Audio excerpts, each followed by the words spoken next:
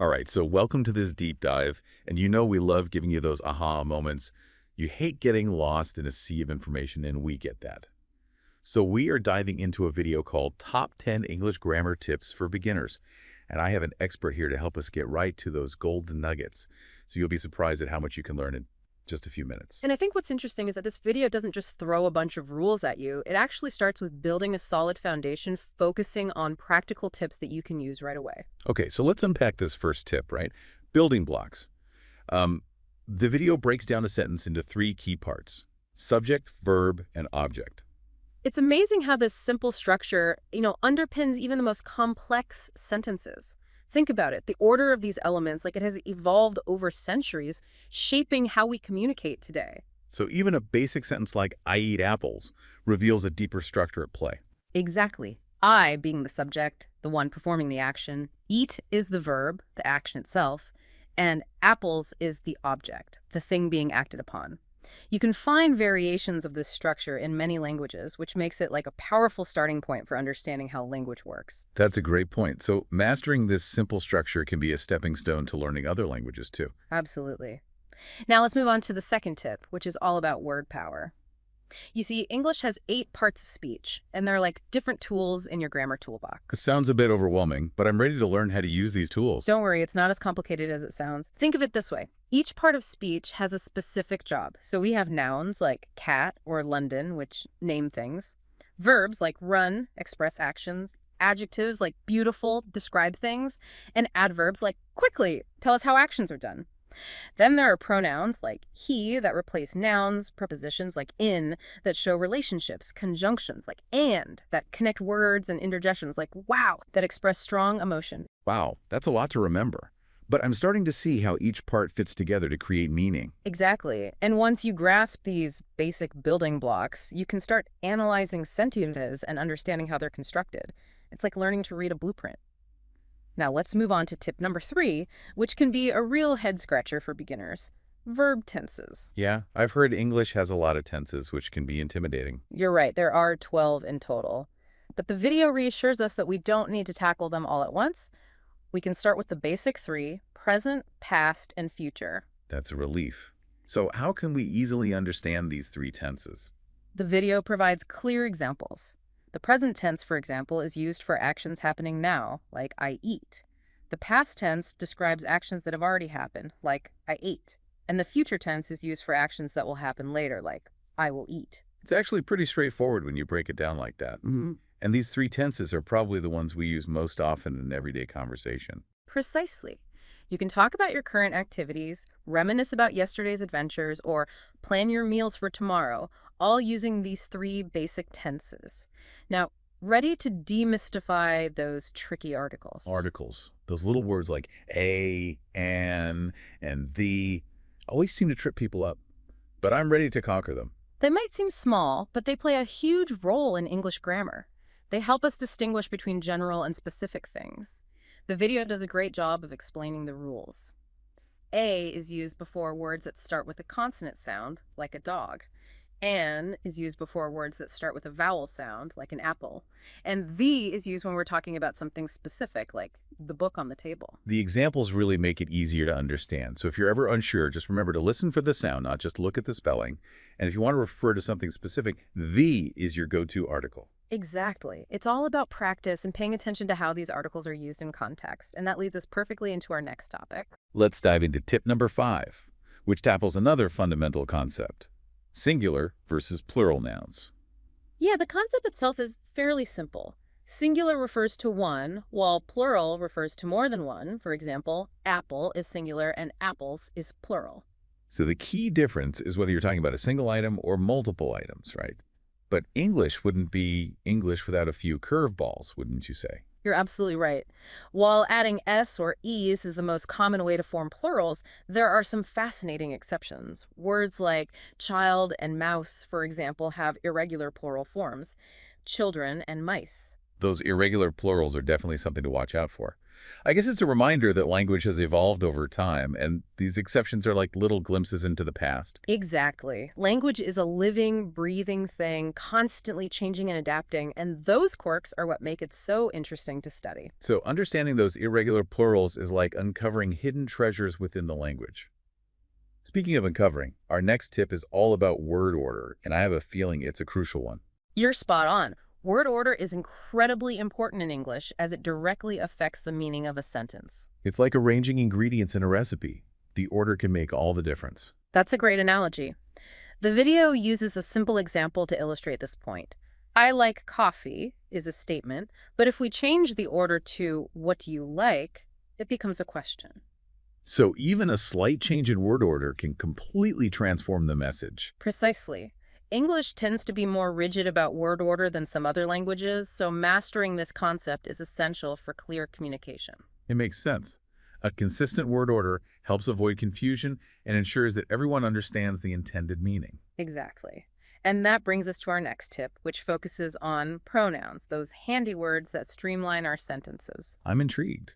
How do pronouns help us streamline our sentences? Well, they act as stand-ins for nouns, preventing repetition and making our speech and writing more efficient. For example, instead of saying Maria likes Maria's cat, we can use a pronoun and say Maria likes her cat. That's much more concise and natural sounding. So pronouns help us avoid those clunky, repetitive phrases. Exactly. And while the video focuses on subject pronouns like I and you and object pronouns like me and you, there's a whole world of pronouns to explore. A whole world. I'm eager to learn more. There are possessive pronouns, reflexive pronouns, demonstrative pronouns, and more. Each type has a specific function and adds a layer of nuance to our communication. Wow, it seems there's always more to discover about the English language, and that makes learning even more exciting. Absolutely. Now let's delve into tip number 8, which tackles those tricky prepositions. You know, words like in, on, at, and under. Prepositions. They're like those little words that can cause a big headache, especially for those whose native languages are structured differently. Yeah. They show the relationship between things in a sentence, right? You've got it. The video focuses on some of the most common prepositions using a simple example. The book is on the table. The preposition on tells us the book's position relative to the table. So even though they're small words, prepositions play a big role in conveying meaning and adding detail to our sentences. But how can we best master these tricky little words? Well, the video suggests paying close attention to how prepositions are used in real-life situations. Listen to conversations, read signs and books, and you'll start to pick up on the patterns organically. It's like immersing yourself in a language bath. I love that analogy. It's about absorbing the language and letting those patterns sink in naturally. Now, are you ready to explore the power of punctuation? Punctuation, often overlooked, yet so crucial for clear communication. I'm all ears. You're absolutely right. Punctuation isn't just about adding commas and periods randomly. It's about using these marks strategically to clarify meaning, guide the reader, and even add emphasis to certain words or phrases. So punctuation is like the conductor of an orchestra, guiding the flow and rhythm of our writing. Exactly. The video reviews the basic functions of periods, question marks, and commas. A period signifies the end of a sentence.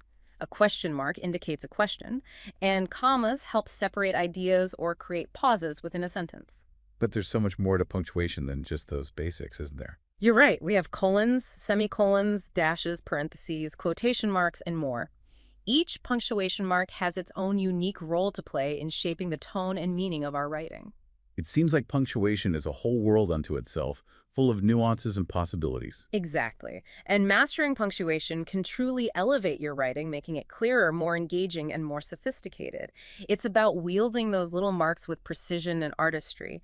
And that leads us perfectly to our next tip, which focuses on, practice. The more you practice, the better you become at anything, and grammar is no exception. It's that practice makes perfect idea again, isn't it? But sometimes, practice can feel tedious. How can we make practicing grammar more engaging? That's a great question. The video suggests a variety of methods. You could start by writing simple sentences every day, focusing on using the concepts we've covered so far. So instead of just memorizing rules, we're actively applying them in our writing. That sounds much more effective. Exactly. Another great way to practice is by, speaking aloud. This helps you get comfortable with the rhythm and flow of English. Yeah. I can see how that would be beneficial. Hearing yourself speak the language can really help you identify areas where you might need more practice. And don't underestimate the power of immersion. Surrounding yourself with English media like books, movies, music, podcasts, it can do wonders for your grammar skills. It's like absorbing the language through osmosis, isn't it? The more you expose yourself to it, the more natural it becomes. Precisely. And here's the thing, practicing grammar shouldn't feel like a chore. It should be an enjoyable part of your language learning journey. So we're talking about finding ways to make it fun, like turning it into a game or incorporating it into our hobbies. Exactly. And remember, every little bit of practice counts. Even spending 5 minutes a day can make a big difference over time. It's about consistency and finding ways to integrate grammar practice into our daily routines. Now, we've covered a lot of ground, from sentence structure to parts of speech, verb tenses, articles, plurals, word order, pronouns, prepositions, and even punctuation. Phew. Yeah, we've explored a wide range of essential grammar tips, and I'm curious to hear what's resonating most with you so far. Well, what stood out to me is the emphasis on making grammar practical and relevant to our lives. Yeah. It's not just about memorizing rules, but understanding how those rules shape the way we communicate. That's a fantastic insight. And I think the video does a great job of demystifying grammar, making it feel less intimidating and more approachable for beginners. Absolutely. It's about empowering learners to take control of their grammar journey and realize that it's a skill they can develop with practice and dedication. And speaking of journeys, I'm ready to dive into the final tip, the one that ties everything together. The 10th and final tip focuses on practice. The video emphasizes that consistent practice is the key to mastering any skill, and grammar is no exception. So it's about putting all these tips into action and really integrating them into our language use. Exactly. It's about moving beyond the theoretical and applying these concepts in real-life situations. The video encourages us to make practice a regular part of our routine, whether it's writing in a journal, having conversations with native speakers, or simply paying attention to the language we encounter in our daily lives. It's about developing a grammar mindset where we're constantly analyzing and refining our language skills, like working out a muscle. The more we use it, the stronger it becomes. That's a great analogy. And the more we practice, the more natural and intuitive grammar will become. We'll start to see patterns, anticipate structures, and express ourselves with greater clarity and fluency. It's about reaching that point where grammar becomes second nature, where we don't have to think about the rules consciously because they've become ingrained in our understanding of the language. And remember, practice doesn't have to be boring. We can find creative and enjoyable ways to incorporate it into our lives, whether it's through games, creative writing exercises, or simply engaging in stimulating conversations. The key is to make it a positive and rewarding experience. So it's about finding that sweet spot where learning and enjoyment intersect. And that's what makes the language learning journey so fulfilling. Now, we've explored all 10 tips, and I have to say I'm feeling much more confident about my grammar skills. It's amazing how much we can learn in just a few minutes when those concepts are presented in a clear, concise, and engaging way. And the beauty of this video is that it provides a solid foundation for further exploration. Yeah, it's like opening a door to a whole new world of possibilities. And I'm excited to continue this grammar adventure and see where it takes me. But before we wrap up, I'm curious to hear your thoughts on the overall message of the video. Well, what resonated with me was the emphasis on the transformative power of practice. It's not about achieving perfection overnight, but about embracing the journey and consistently putting in the effort to improve. I completely agree. It's about celebrating those small victories along the way and realizing that every step we take brings us closer to our language learning goals. But before we conclude this deep dive, I'd love to leave our listener with a thought-provoking question. I think a great question to ponder is this. How can you apply these 10 tips to enhance your own communication, both written and spoken? It's a challenge to take these concepts beyond the theoretical and integrate them into our everyday language use. Exactly. It's about becoming more mindful of our grammar choices, paying attention to the nuances of language, and striving for clarity, accuracy, and expressiveness in everything we say and write. It's about recognizing that grammar is not just a set of rules to be memorized, but a powerful tool that can help us communicate more effectively and connect with others on a deeper level. Absolutely. And remember, the journey of language learning is an ongoing one. There's always something new to discover, a new challenge to embrace, a new level of mastery to achieve. So inspiring to think of language learning as this continuous process of growth and discovery. And I think this deep dive has really highlighted that for me. We've explored 10 essential grammar tips for beginners, and what's striking is how interconnected they all are. It's like building a house, you know. You start with a solid foundation, then you add the walls, the roof, the windows. Each element plays a crucial role in creating a strong, functional structure. So mastering basic sentence structure is like laying the foundation. Understanding parts of speech is like framing the walls and so on. And just like building a house, learning grammar takes time, effort, and attention to detail. And let's not forget the importance of practice. It's the mortar that holds everything together, the finishing touches that make the house a home. The more we practice using these grammar concepts, the more fluent and confident we become in our communication. You know, the video really drove home the point that consistent practice is key. It's not about cramming all the rules into our heads at once, but about gradually incorporating them into our everyday language use. And remember, practice doesn't have to be a chore. We can find fun and creative ways to engage with grammar. Reading a captivating novel, writing a heartfelt letter, even having a lively debate. These are all opportunities to put our grammar skills to the test and watch them grow. It's about finding those moments in our daily lives where grammar naturally comes into play and using those moments as opportunities to learn and improve. And I think that's a really empowering message. It is. It takes the pressure off having to be perfect and encourages us to embrace the journey of language learning. And as we wrap up this deep dive, I'd love to leave our listener with a final thought-provoking question. Think about the language you encounter today in conversations, on social media, in books and articles. Can you spot these 10 grammar concepts in action? Can you identify the subjects, verbs, and objects in sentences? Can you recognize the different parts of speech and how they work together to create meaning? Can you notice how punctuation shapes the flow and tone of written communication? It's like a treasure hunt, isn't it? Once you start paying attention, you'll be amazed at how much grammar is embedded in everything we read and hear. And who knows, you might even find yourself correcting grammar mistakes you hadn't noticed before. Well, that would be a sign of true mastery. So as we conclude this deep dive, I want to encourage you to keep exploring, keep practicing, and keep celebrating those aha moments as you continue your English grammar journey. And remember, if you ever have any questions or want to share any grammar triumphs, we're always here to help. It's so inspiring to think of language as this continuous process of, growth and discovery. And I think this deep dive has really highlighted that for me.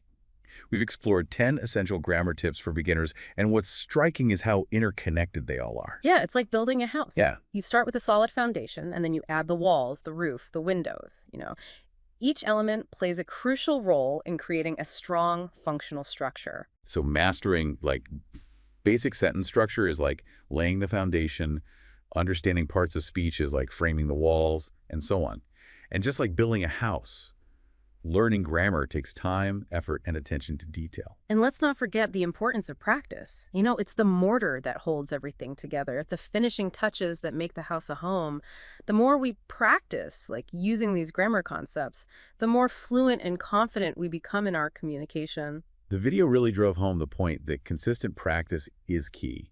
It's not about cramming all the rules into our heads at once, but about gradually incorporating them into our everyday language use. And remember, practice doesn't have to be a chore. We can find fun and creative ways to engage with grammar. Reading a captivating novel, writing a heartfelt letter, even having a lively debate.